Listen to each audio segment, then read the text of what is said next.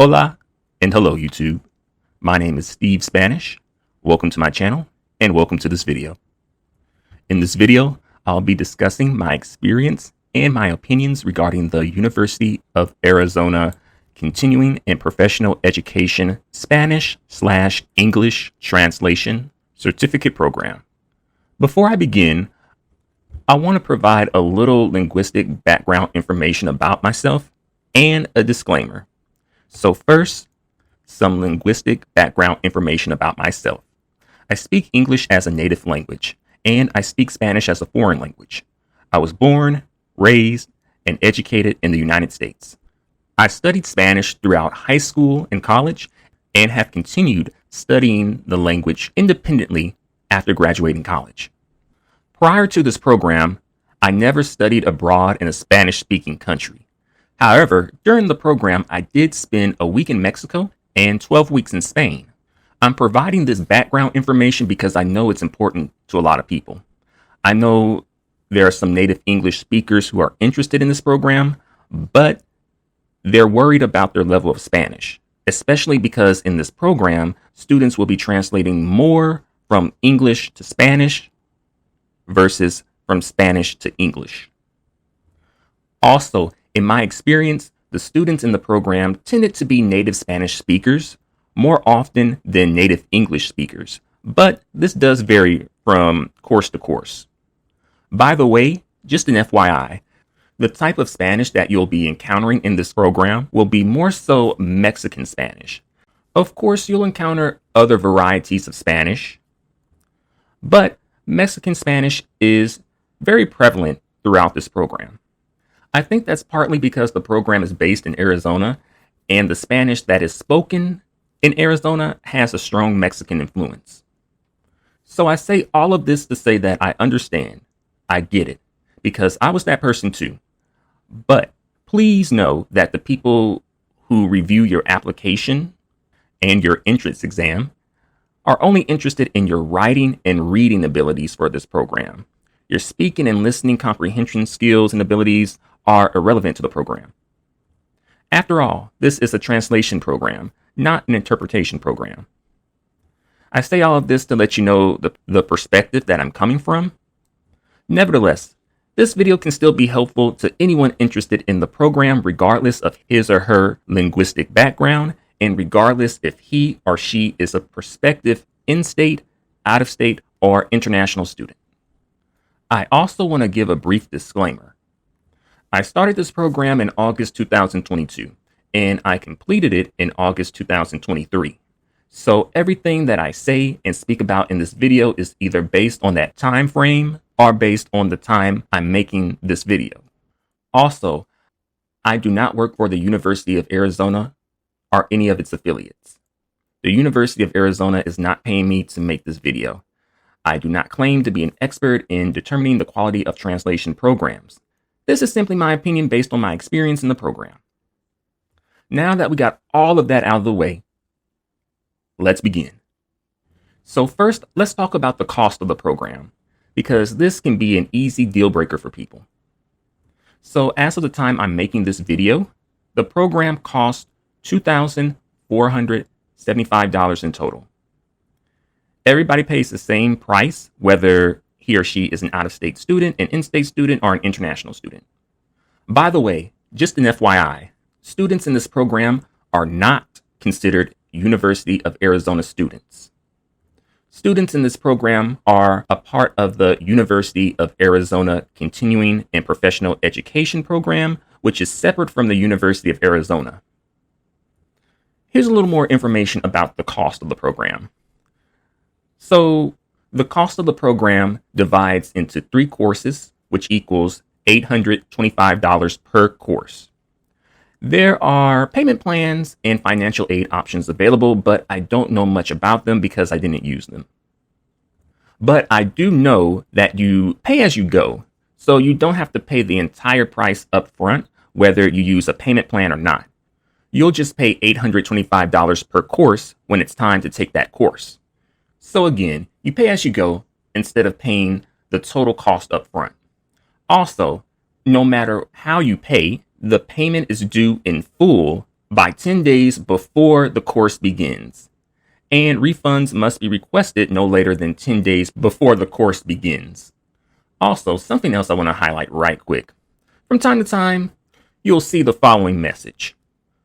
Quote unquote, please do not wait to reserve your seat. Otherwise, you will have to join the waitlist and hope a seat opens.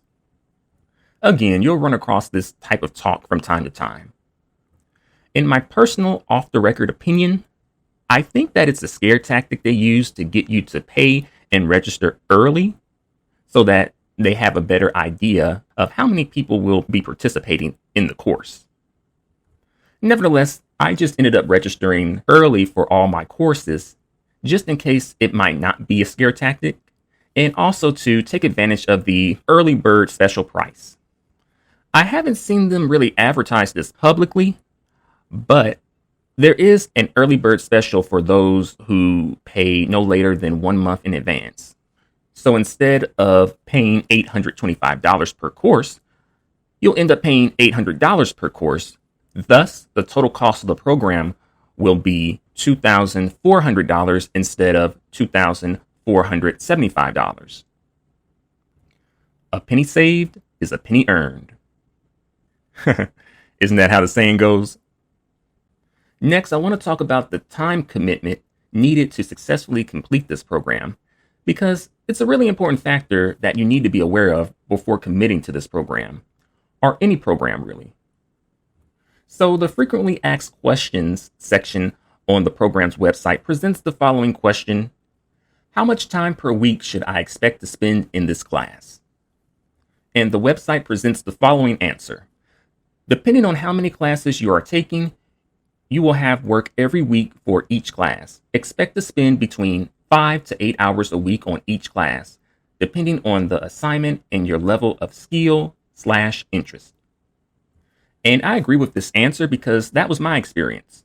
Let me explain more about this. So the program is divided into 3 courses, which are the business translation course, the medical translation course, and the legal translation course. I documented the time I spent working on each course throughout the program. Here's the amount of time I dedicated to working on each course.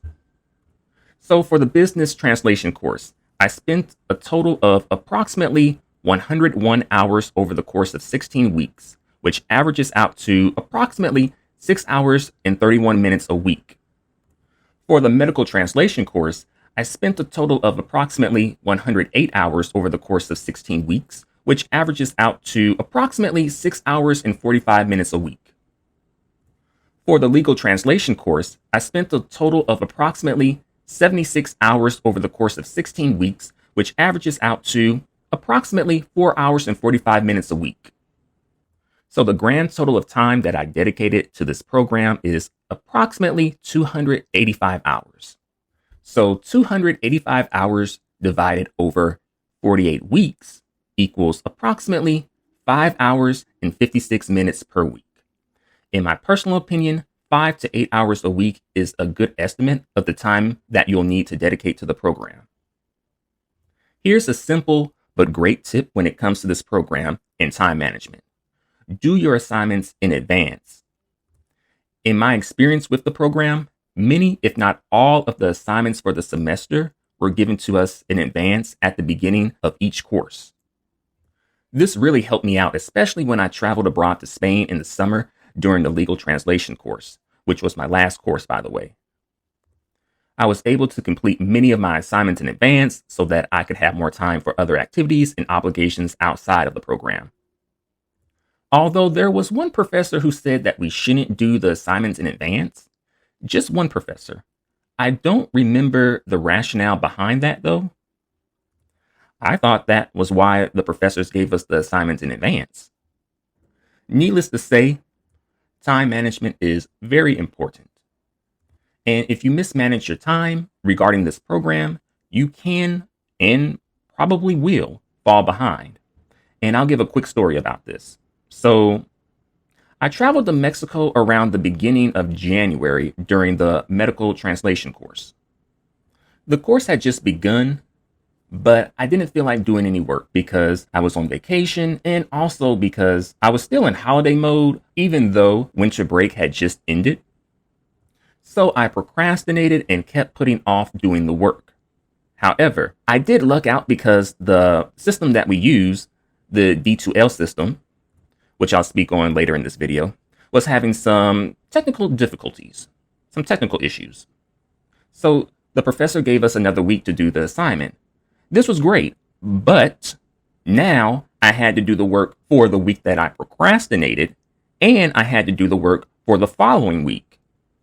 And it was a lot. It got done, but it was a lot. So learn from my mistake. Do not procrastinate. Next, let's talk about the technology and software requirements for the program.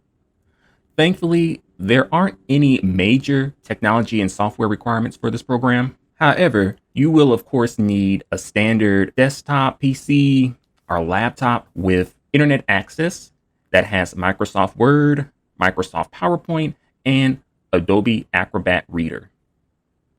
You'll also need internet access to access the D2L Brightspace system that you'll use to obtain and submit your work. By the way, you can even access this system with a standard smartphone that has internet access.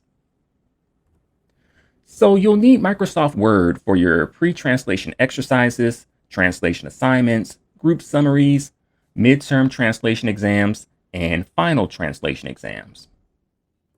You'll be required to submit these assignments as Microsoft Word files, partly because it's easier to edit them when they are Microsoft Word files. Here's another tip. I strongly suggest that you use Microsoft Word to type up your assignments instead of typing them up in the D2L system, because if the system glitches or goes offline, you'll lose everything you worked on. Just copy and paste what you've done in Microsoft Word into the D2L system. You'll also need Microsoft PowerPoint to access some class notes from the professor throughout the program. I don't remember using Microsoft PowerPoint that often though, but it comes up a few times throughout the program. And you'll also need Adobe Acrobat Reader to read PDF files, which you'll use very often throughout the program. The pre-translation exercises, translation assignments, midterm translation exams, and final translation exams are usually given to you as PDF files. Also, over the course of the program, you'll read some articles that will be given to you as PDF files that pertain to particular topics that will help you when you do your translation assignments. Also, one more requirement. And this is it's not technically a requirement, but many people end up using it. So you may need to use WhatsApp Messenger to communicate with your group members. Some groups use it, some groups don't. I'll talk more about groups later in this video. Next, let's discuss the process of applying to the program, including taking the written entrance exam. So, applying to the program is free. You don't have to pay anything at all. So, when you apply, they'll ask you some basic background informational questions like your name, address, date of birth, etc. They'll also ask you about your educational background, the countries that you have lived in, your study abroad experiences, if any, and they'll ask you to submit a resume/CV. They don't ask for high school or college transcripts, nor do they ask for letters of recommendation or any test scores like the ACT, SAT, or GRE. None of that. However, there is something that you do need to be aware of when you are applying to this program. Please, please, please be aware that when you submit this particular part of the application, like your background information, once you submit that, you will proceed directly into the written entrance exam. Once that web page finishes loading, the timer starts. So if you are not ready to immediately begin taking the entrance exam, do not submit your application. Instead, hold off on submitting the application until you're ready to take the entrance exam. The entrance exam lasts for about 2 hours. You'll write 2 essays, one in English and one in Spanish. They'll give you 2 topics to write about. Each topic will be presented in both English and Spanish. For example, topic 1. They'll present it in English. How are you doing? And they'll also present that same topic in Spanish. ¿Cómo está usted? You can write about topic 1 in Spanish or English. And for topic 2, they'll give you the topic in English and in Spanish. For example, do you like apples? And they'll also give you that same topic in Spanish. ¿A usted le gustan las manzanas? However, please be aware that if you write about topic 1 in English, then you need to write about topic 2 in Spanish, and vice versa. If you write about topic 1 in Spanish, you need to write about topic 2 in English. Please do not submit both essays in Spanish or both essays in English. They're trying to gauge your writing in both English and Spanish. And the essays that you write must be between 250 to 300 words each. Here's a tip regarding writing the essays. I wrote the Spanish language essay first because it's my weaker language. Thus, I felt like I needed more time to write the essay. And I wrote the English language essay second because I have more experience writing essays in English under a time constraint. You are allowed to use a dictionary as you write if you would like. However, another important thing to note is that once the 2 hours are up, the exam automatically submits itself. But don't worry, there'll be a timer to let you know how much time you have left. I think you can submit your essays earlier if you would like, but I suggest you use all the time that you're allotted. And I also suggest that you make sure that your internet is working properly before starting the exam. Also, another thing about the application process. The program has rolling admissions, so they evaluate applications as they receive them. Therefore, you can apply to the program all year round. This also means that you can start the program during fall semester, spring semester, or summer semester. Also, the courses in the program are not prerequisites for each other. What I mean by this is that you don't have to pass one course to move on to the next course. So by chance, if you fail a course, you can still move on and take the next course that's offered the following semester. Next, let's talk about course registration. So when you submit your entire application, including the entrance exam, it'll take approximately 2 to 3 weeks for people in charge of admissions to review your application and make a decision regarding your admission into the program. Me personally, I submitted my entire application on July 3rd, and I received an email with their decision on July 15th. So the email, of course, said congratulations, and it provided a link to register for the upcoming course, which was the business translation course. FYI, the sequence of translation courses are as follows. The business translation course takes place during fall semester, the medical translation course takes place during spring semester, and the legal translation course takes place during summer semester. So if you miss or skip a course, you'll have to wait an entire year to take it. Also, if you want, you do have the option to take just 1 or 2 courses and receive certificates of completion for each of those courses that you took and passed. You don't have to take all 3 courses if you're only interested in 1 or 2 courses. Next, let's discuss the professors and classmates in the program. So the course with the largest number of students that I was a part of was the legal translation course, which had between 25 to 30 students in it. The course with the smallest number of students that I was a part of was either the business translation course or the medical translation course. They both had somewhere between 15 to 20 students each. Another thing to be aware of, it's not really like a big deal, but nevertheless, it's something to be aware of.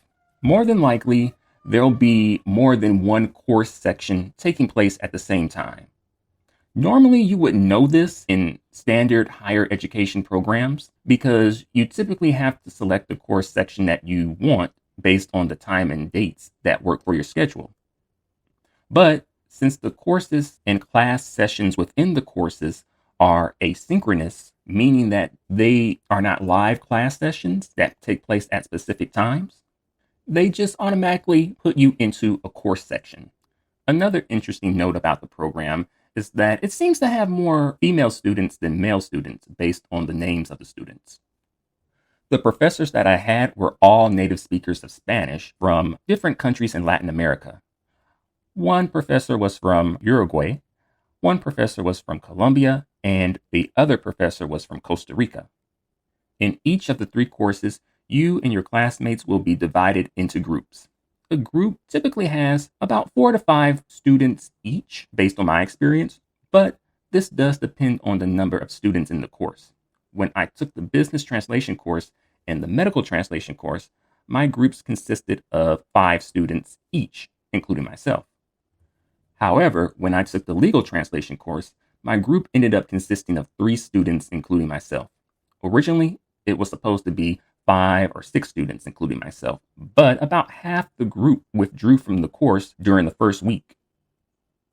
This information is important because you have to work in groups and elect a group representative each week to submit a group summary that summarizes what you and your group discussed and also what other groups discussed. I'll talk more about this later in the video. Now I'll discuss the D2L system that you'll be using throughout the program. So when you start each course, you'll start by accessing the D2L system. It has the look and more or less the functionality of an internet forum. In my opinion, using the D2L system was a little cumbersome in the beginning for many students, including myself. And it was also cumbersome for one of the professors to use, but I do think that she was a new professor. However, if you would like, you can do an optional tutorial to help you get accustomed to using the system. I did it and it took me about an hour to complete. So the D2L system is very important. You'll use the D2L system to obtain your assignments and readings, to take quizzes, to submit your pre-translation exercises, to submit your comments about your group members' rough drafts, and pre-translation exercise responses, to submit rough drafts and final drafts of translation assignments, to submit group summaries, to submit parallel text, and to take and submit your midterm and final exams. Needless to say, the system is extremely important. Now, let's dive into the courses and the class sessions themselves. So I'm going to give you a breakdown of the typical workload involved in each course. So here's the breakdown. First, you'll have assigned readings. All the readings that you will need will be provided for you. You don't have to buy any books for the program. The assigned readings correspond and relate to the upcoming assignments. I don't remember reading a whole lot, but then again, I think I may have skipped some readings. This is because some readings were recommended but not required. You may have a quiz here or there about the assigned readings, but not many. I don't remember having many quizzes at all, really. Next, you'll complete the pre-translation exercises. So the pre-translation exercises are questions that you'll answer before you complete the rough draft of your translation assignment. Within the pre-translation exercises, part of the pre-translation exercises involves searching for parallel text. I'll explain what a parallel text is by using an example. So, for example, I'm working on a translation assignment from English to Spanish of a medical questionnaire, and I need a parallel text to reference for this assignment. So, I'll look for equivalent medical questionnaires that were originally written in Spanish to help me with my translation. Please be aware, don't confuse parallel text with translated text. There's a difference. Translated text of medical questionnaires in Spanish that were originally written in English would not be considered parallel text. However, you can submit translated text for extra credit points. And by chance, if you're having difficulty finding parallel text, don't worry. You're only required to submit at least 2 parallel texts for each course. And they're only worth about 5% of your grade. Next, you'll submit your pre-translation exercise answers and rough draft by posting them in the assigned section in the D2L system. Please submit your pre-translation exercise answers and rough draft as early as you can because it allows for more time to comment on and discuss the pre-translation exercise answers and the rough drafts. It also gives the group representative for that week more time to complete a thorough group summary. Please, please, please submit your rough draft as a Microsoft Word file. For some reason, some students submitted their rough drafts as PDF files, which are more difficult to edit. Next, you'll read and comment on the other group members' rough drafts, at least 2. It's a big part of the program because this program hinges on peer review. Please read and review your group members' rough drafts and provide useful and thoughtful feedback. I usually review 2 of my group members' rough drafts. Reviewing your group members' rough drafts will help your group members by providing them with feedback, and it'll also help you because you'll see how other people are approaching doing their translations. And you may pick up a few phrases here and there that your group members may have translated better than you. Next, you'll comment on your group members' responses to the pre-translation exercise. This is pretty self-explanatory. Next, you'll review the feedback that you received on your rough draft. Again, pretty self-explanatory. Next, you'll edit and revise your rough draft. So please review, edit, and revise your final draft as much as you can before submitting it. Trust me, this will help you out a lot because you may think that the second draft is fine, but once you review it again, you may end up finding more errors that you initially missed. Next, you'll submit the final draft to the professor through the D2L system. This is pretty self-explanatory as well. Next, you'll submit a group summary if you are the group representative for that week and if a group summary is due. Now, at this point of the video, I'm going to discuss and elaborate more on groups, group representatives, and group summaries. This is a major part of the program as well. As I mentioned earlier in the video, in each of the 3 courses, you and your classmates will be divided into groups. A group typically has 4 to 5 members in it each, but this does depend on the number of students in the course. This information is important because you have to work in groups and elect a group representative each week that a group summary is due to complete and submit that group summary, which summarizes what you and your group discussed and also what other groups talked about and discussed. There are about 10 group summaries that are due throughout each course. Each group member has to act as the group representative at least twice during each course in order to receive a grade for all of their discussion posts throughout the course. So if you don't act as the group representative at least twice during the course, you'll forfeit about 25% of your overall grade. Just an FYI. This also means that when there are less students in your group, there are less students to divide the group summaries with, thus more work. When it comes to groups, especially group representatives and group summaries, please, please, please be aware of your blackout days, blackout weeks, as well as your group members' blackout days and blackout weeks. Basically, be aware of days and weeks where you and your group members are not available to do group summaries. This is especially important during the summer semester because people usually go on trips and vacations during the summer. In the legal translation course that I took during the summer semester, I had 1 blackout week, another group member had 2 blackout weeks, and the other group member had 3 blackout weeks. And have in mind, there were only 3 people, including myself, in the group. Remember at the beginning of the video, I told you that I traveled to Spain to study abroad? That's why I needed to have a blackout week. I didn't want to have to deal with preparing to go abroad and deal with completing the group summary. and another group member went to Ghana. I mention all of this because this is very important, because if the group representative for that week does not submit the group summary for that week, everybody receives a 0. Not just the group representative, the entire group receives a 0. This happened one time in a group that I was in. The group member posted the group summary a week after it was due. So everybody in the group lost about maybe 2 to 3 points off their final grade. So be aware. Also, when it comes to when each group member will do which summary, the group will decide that, not the professor. The professor leaves it up to the group to decide which group member does which group summary.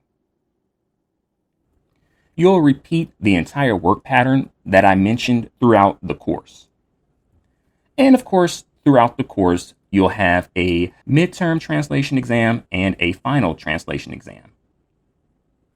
I also want to elaborate on the typical grading components involved in each course. So you have discussion participation, which is worth 25% of your overall grade. So this includes pre-translation exercise answers, rough drafts, reviews of group members' rough drafts, comments about group members' pre-translation exercise answers, and group summaries. This may also include quizzes, but as I mentioned, I don't remember us having many quizzes throughout the program. Next is translation assignments, which are the final drafts of translation assignments, which are worth as a whole 20% of your overall grade. And the number of translation assignments that you have varies slightly from course to course. The legal translation course will have 8 translation assignments. The business translation course will have 9 translation assignments, and the medical translation course will have 10 translation assignments. Next is the midterm translation exam, which is worth 20% of your overall grade. Next is the final translation exam, which is worth 30% of your overall grade. And next you have the parallel text that you'll contribute throughout the course, which is worth 5% of your overall grade. And remember, you have to submit at least 2 parallel texts. And you also have an option for extra credit, which is contributing non-required text. For example, translated text. And you can earn between 1 to 3 points added to your overall grade. In regards to the grading of the assignments that you'll do and that you'll have throughout the semester and throughout the course of the program, I personally thought that the professors graded the assignments fairly and reasonably. The due dates for the assignments were reasonable and realistic in my opinion. Usually you have about 1 to 2 weeks to complete and submit each assignment. You have to submit your assignments by Sunday night by 11:59 p.m. Arizona time, so be mindful of time zone differences. Also be aware that the state of Arizona does not observe daylight savings. Just the FYI. As I mentioned, you usually have about 1 to 2 weeks to complete and submit each assignment. Although you should submit your pre-translation exercise answers and rough draft as early as you can in order to allow a reasonable amount of time for your group members to review your draft and to allow enough time for the group representative to complete the group summary for that week if a group summary is due. And remember that you can do assignments in advance. So a little bit about the coursework. The majority of the coursework and what you learn in the program is practical. There's a little bit of theory at the beginning of each course, but the bulk of what you learn and what you do throughout the program is practical work. Like, for example, translating a defendant's written testimony from Spanish to English, translating a business letter from English to Spanish, and translating a medical history form for a Spanish-speaking patient from English to Spanish. Also, please be aware that in this program, you'll be translating more from English to Spanish than from Spanish to English. I mentioned this briefly at the beginning of this video, but I'll explain more about it. So, of course, by now you know that this program consists of 3 courses. So for the legal translation course, you'll have 8 translation assignments, a midterm translation exam, and a final translation exam. 4 out of 8 of the translation assignments will be translating from Spanish to English. The other 4 translation assignments will be translating from English to Spanish. The midterm translation exam will be translating from Spanish to English. The final translation exam will be translating from English to Spanish. So for the business translation course, you'll have 9 translation assignments, a midterm translation exam, and a final translation exam. You'll have 6 translation assignments that will be translating from English to Spanish, and the remaining 3 translation assignments will be translating from Spanish to English. The midterm translation exam and the final translation exam will be translating from English to Spanish. And in the medical translation course, you'll have 10 translation assignments, a midterm translation exam, and a final translation exam. All assignments and exams will be translating from English to Spanish. So overall, in this program, you'll have 27 translation assignments. 20 out of 27 of those translation assignments will be translating from English to Spanish. And you'll also have 3 midterm translation exams, and 2 out of 3 of those midterm translation exams will be translating from English to Spanish. And of course, you'll have 3 final translation exams, which all will be translating from English to Spanish. Next, I'll talk about breaks, holidays, and vacations during the courses and between the courses. So, of course, you know that in school you get breaks such as winter break, spring break, summer vacation, holidays, etc. Well, in this program, holidays aren't really acknowledged or observed. I mean, they'll say Happy 4th of July or something like that, but you most likely won't get a day off. But to be fair, one of my professors did give us an extra day to work on an assignment because of the Labor Day holiday, but that was one time. The rest of the time, holidays were not really acknowledged or observed in the program. By the way, the very few holidays that they'll acknowledge and observe are American holidays because the program is based in Arizona, which is of course part of the United States. Just an FYI for anyone who may be interested in the program but lives outside of the United States. The reason I think that they don't really acknowledge and observe holidays in the program is because of the way the courses are structured. The courses are asynchronous, meaning that they don't have live classes that take place at specific times. Instead, you're given assignments and you have to submit them by the due dates. While you don't get many holiday breaks, you do get a winter break. So when you finish the business translation course in mid-December, you'll have a 3-week break between the course that just ended and the next course that will begin, which is the medical translation course. You do also get a spring break during the medical translation course, which lasts for a week. However, when you finish the medical translation course in mid-May, there's no break between that course and the next course like there was in December. You go straight into the next course, which is the legal translation course. You may have already figured it out by now that there's no summer vacation because in order to complete the entire program, you have to take a course in the summer. And there isn't even a summer break. When the course is over and done with, there's no break between the legal translation course and the next translation course, which is the business translation course. You go straight into the business translation course. Hopefully, you'll be done with the program by this time, but it depends on which semester you start the program. When it comes to missing assignments because of being sick, unfortunately, I don't know much about that because I never experienced that while I was in the program. But I imagine because of the way that the course schedule is structured and the course itself is structured, you would still be responsible for submitting the required assignments by the specified due dates, unless you had some sort of an extreme medical situation with documentation. But personally, for the average person, I think the schedule's pretty reasonable, realistic, and doable, whether you get sick here or there, or something comes up in your personal life. So next, I want to discuss a problem that I had during a course with a professor. I had an issue where the professor gave us the final translation exam. The professor said that we had 2 hours to complete the final translation exam.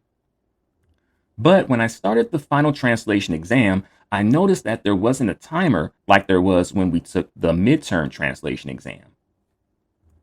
Also, the final translation exam, it was a lot to do in 2 hours. After I finished taking the final translation exam, I sent an email to the professor. Here's what the email said. Hello, happy Sunday to you. I hope all is well. The reason I am emailing you is to ask a few questions about the final exam and provide feedback. I think this final exam is a lot to complete in 2 hours. I did not finish the entire exam in the allotted time. By the way, where is the timer? I do not see it like I saw it during the midterm. Is the exam not timed this time? Are we going by the honor system? If it was supposed to be timed, then I started at about 8:58 p.m. Eastern Standard Time. If it is not supposed to be timed, then I would like to request more time to finish the final exam. I can still submit it before May 16th at 11:59. That's not a problem. Thank you very much. Have a good night. Best regards. And here's the professor's response. Good morning. I hope you had a great weekend. Thank you for reaching out. Historically, students have been able to complete the final exam in 2 hours. This exam is timed and expected to be completed in 2 hours. However, students should go by the honor system. Best. So I felt some type of way about this because the exam was a lot to do in 2 hours, and we should not be going by the honor system in a situation like this. So after I finished this course, I started taking the next course. I spoke with one of my group members about the professors in the program and the program in general, just our overall experience regarding the program. Come to find out, students in other course sections with different professors, but taking the same course, for example, students in other course sections of the medical translation course, the legal translation course, or the business translation course, right? They received the same midterm translation exams and the same final translation exams, but without a 2-hour time limit. The exams were just given to them, and the professor just told them to have it done by the end of the week. I had a problem with this because the program should provide a level playing field for everybody. Why do students in the course section that I'm a part of have to work and do midterms and final exams under a 2-hour time limit? I submitted my feedback about that issue when I evaluated the course. I also sent 2 emails to the manager of the program. I did not receive any response or follow-up at all. I say all of this to say that if you do have a problem during the program, you may be alone and on your own. However, I do want to clarify something, and that is the midterm exams and the final exams that I took in the 2 other courses in the program, they did not have 2-hour time limits. They just gave us the midterm or the final and told us to have it done by the end of the week or by a particular date. Now, I want to share my overall thoughts and opinions about the program. Overall, I did get a lot out of the program in terms of learning, and I was exposed to many different types of translations. I also learned a lot of translations of words and phrases that are not easily found in the translation dictionary. And here's a tip. I strongly suggest that you create a glossary and start documenting and keeping track of the translations of the words and phrases that you learn throughout the program. Use a Microsoft Excel spreadsheet to document them, because Microsoft Excel files are compatible with so many software programs, so it makes it easier to transfer the words and phrases into different software programs if you need to. I started doing this toward the end of the first course I took, which was the business translation course. I actually started doing this by accident because I misunderstood an assignment and I thought that we had to submit a glossary of the words and phrases that we learned while taking the course. It was a great mistake because even after the program ended, I still keep documenting translations of words and phrases that I learned. However, I do want to mention that this program is time consuming. It's a commitment. Because of this, I'm not sad that the program is over because now I have more free time. Also, during the program, you may feel at times alone and on your own because it's an online course. The class sessions are asynchronous, and you don't really have much interaction with the professor outside of the feedback you receive on your translation assignments, midterm translation exams, and final translation exams. Nevertheless, I do think it's worth the investment of time and money because of what you learn in the program. A quick sidebar story. So when I was searching for a translation program to enroll in, I was deciding between this program and Adelphi University's continuing education English to Spanish translation certificate program.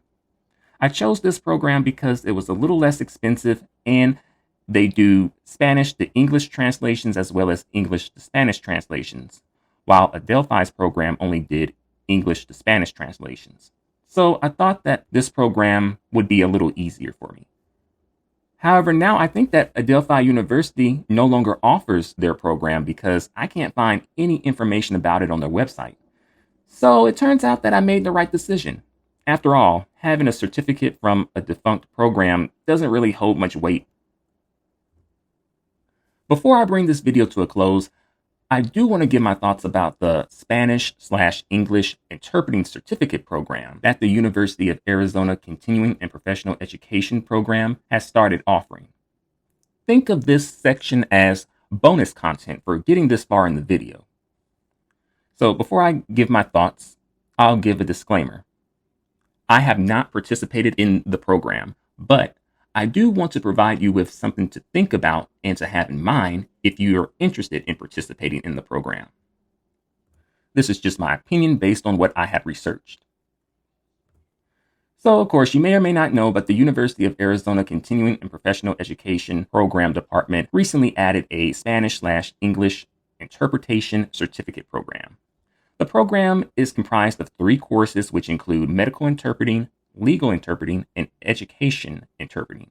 Personally, I think that the program is somewhat of a cash grab, although continuing education programs in general can be seen as cash grabs, to be fair. But let me elaborate and explain more. When it comes to interpreting, I think it's better to specialize in a particular area because that's what the job market looks for. You would be better off picking a specific field of interpreting to specialize in, like, say, medical interpreting, and pursue a certification in that field of interpreting instead of a certificate because when it comes to getting jobs, gigs, and work in the industry and field, certifications are more relevant and significant than certificates. Also, this is important. Please understand the difference between a certificate and certification, because there is a difference. Having a certificate means that you successfully completed a course or a program. Having a certification means that you have passed an exam that verifies that you have the required skills, knowledge, and ability to perform a specific job. Educational institutions do not provide or offer certifications.